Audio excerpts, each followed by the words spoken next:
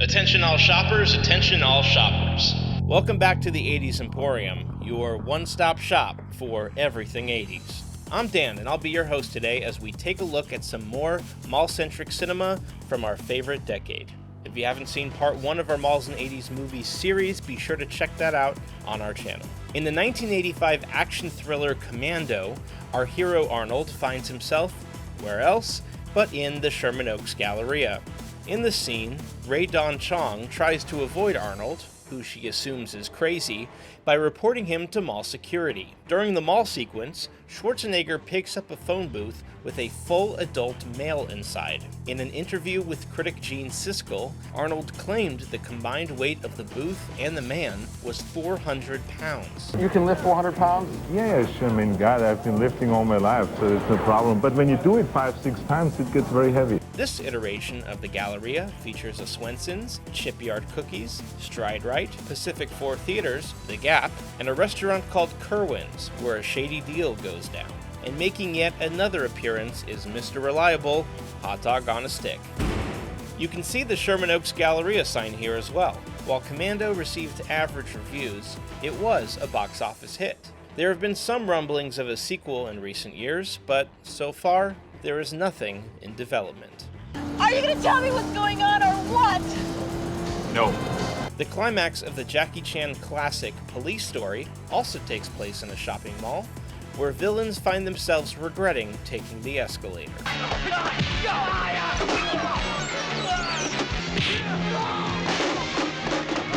The fighters destroy much of the mall's property, especially its glass.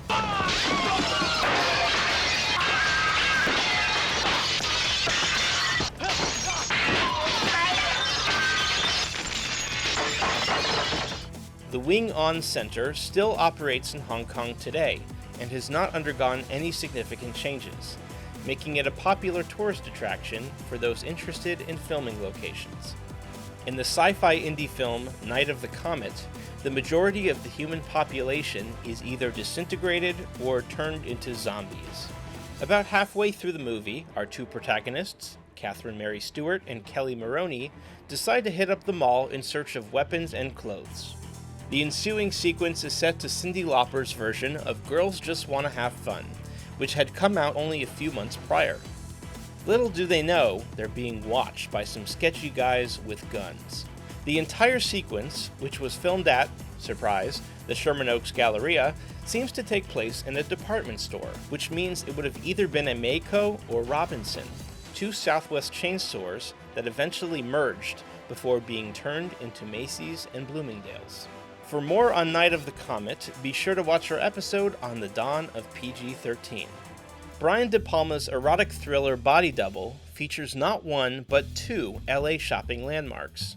First, we see Craig Wasson leaving the original farmers market, an outdoor shopping center connected to the famous Grove. He then follows Deborah Shelton's car to the Rodeo Connection in Beverly Hills. This mall is located in Los Angeles on the world-famous Rodeo Drive, which is largely regarded as one of the most expensive shopping streets in the world. One can make out Ellis Sportswear, the art gallery Barakat, Ava's Jewelry, and Cerruti 1881, all brands that still exist today, as well as a place called Excelsior Restaurant and a place called Bellini's Clothing, where Wasson peeps on Shelton as she changes. This gets security involved, and Wasson becomes a victim of the mall's labyrinthian layout before finally escaping. The Rodeo Collection Mall opened in 1983, just a year before Body Double's release, making it the first film, in all likelihood, to shoot there. It has been said that nowadays, retail space at the Rodeo Collection is the most expensive in the city. To park there for 2 hours will cost you $24. If you're enjoying this video, the best way to support our channel is to head to our online shop, shop.80semporium.com, and get some exclusive 80's merch that you won't find anywhere else.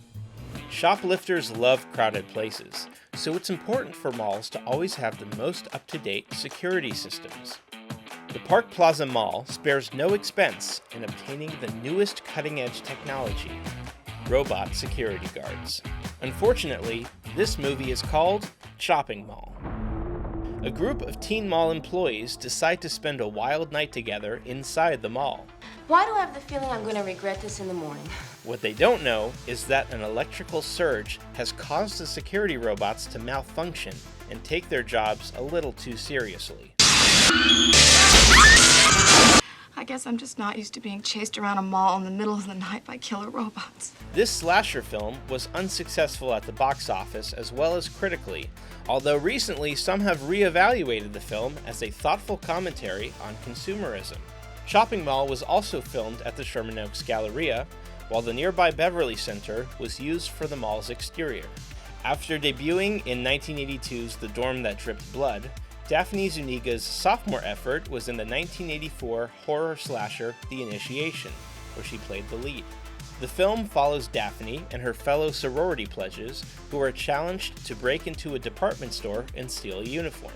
Unfortunately, they become locked inside with a serial killer, who has access to a number of weapons like a hatchet, a rake, and a bow and arrow. The film also features Vera Miles, best known as Lila Crane in 1960's Psycho. It was one of her final roles before retiring in 1995. The Initiation was a dud upon release, but like many 80s slashers, has evolved into a cult classic. The Initiation was filmed in Texas, in the World Trade Center building of the Dallas Market Center, a mall that opened in 1957 and still remains in operation to this day. The Dallas Market Center can also be seen in parts of the 1976 sci-fi classic Logan's Run. The 1910 novel The Phantom of the Opera has inspired countless stage and movie adaptations, including at least 5 films in the 80s alone. One such adaptation was Phantom of the Mall, Eric's Revenge. And, spoiler alert, Eric is the Phantom who lives in the mall and wants revenge. The horror slasher film features mall-goers and employees getting killed in pretty brutal ways, including by a fan, a forklift, a crossbow, a snake, a lasso, and a box crusher.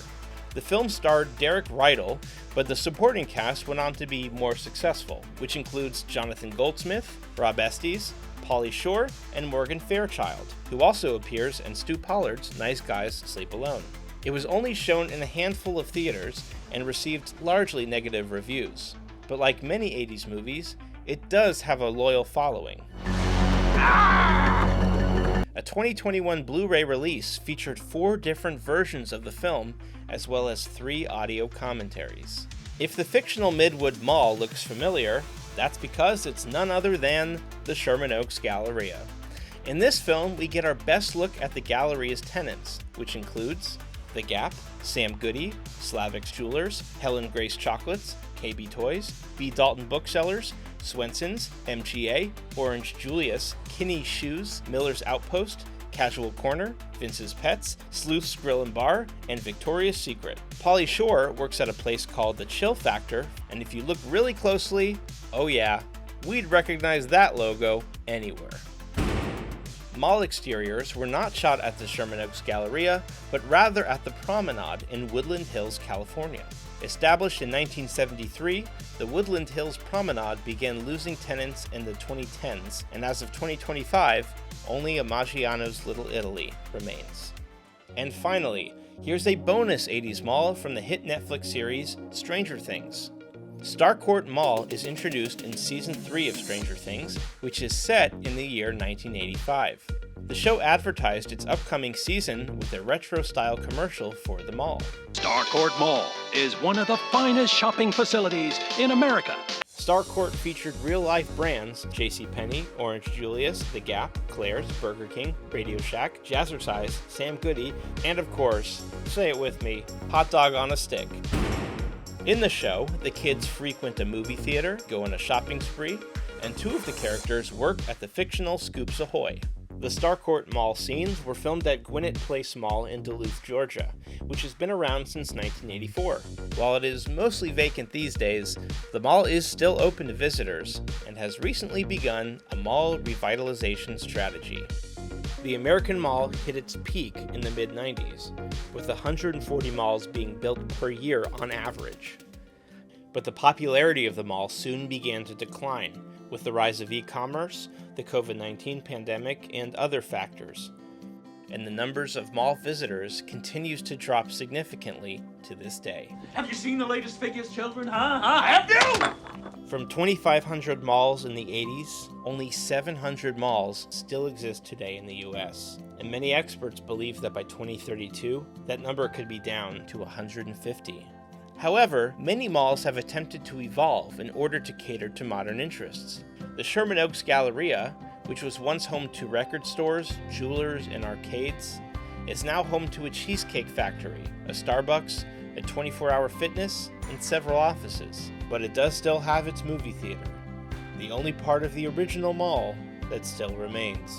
Unfortunately, stores, parking lots, restaurants, and buildings, they don't last forever. But luckily for us, movies do. The mall movies of the 80s capture a unique moment in American history. No one knows how the mall, the great American shopping center, will evolve over the next few months, years, and decades. But as long as we have movies, we can always go to the mall.